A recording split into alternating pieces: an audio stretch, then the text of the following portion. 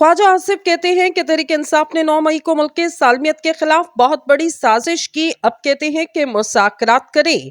वज़ीर दिफा ख्वाजा आसिफ का कहना कि पहले पीटीआई की जानिब से फौज में बगावत कराने की कोशिश की गई। अब ये कहते कि मुज़ाकरात करेंगे, लेकिन अब मुज़ाकरात का कोई फायदा नहीं।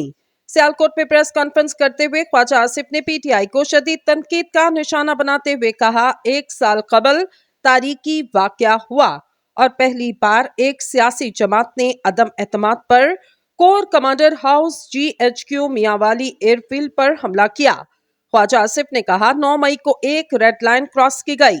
हमले की शहादतें वीडियो की सूरत में सामने आईं।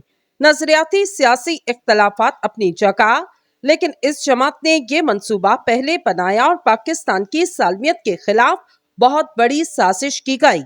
नून लीगी रहनुमा का कहना कि फौज में बगावत कराने की कोशिश की गई, जिसकी जुर्रत मुल्क की तारीख में किसी ने नहीं की। और ये अब कहते कि आर्मी चीफ और DGISI के साथ मुज़ाकरात करेंगे। 9 मई से लेकर आज तक इस पार्टी का किरदार देखें तो नजर आता कि इतना तजाद किसी जमात में नहीं जितना पाकिस्तान तहरीक इंसाफ में है। वफाकी वजीर का मजीद कहना था कि कल पीटीआई ने कहा कि मुज़ाकरात के दरवाजे खुले रहते हैं, मगर एक भी मिसाल नहीं कि असेंबली में इसका इजहार किया गया। इनको अब पता चला कि सियासत में मुज़ाकरात होने चाहिए। हमें तो ये बात पहले से पता थी। नून लीगी रहनुमा का कहना कि पीटीआई ने सौदेबाजी में हुकूमत में तोसी के लिए जनरल बाजवा को तोसी की पेशकश की। अमेरिका को गालियां देते थे कि गुलामी नामंजूर, और अब लॉबी हायर करके तरले कर रहे।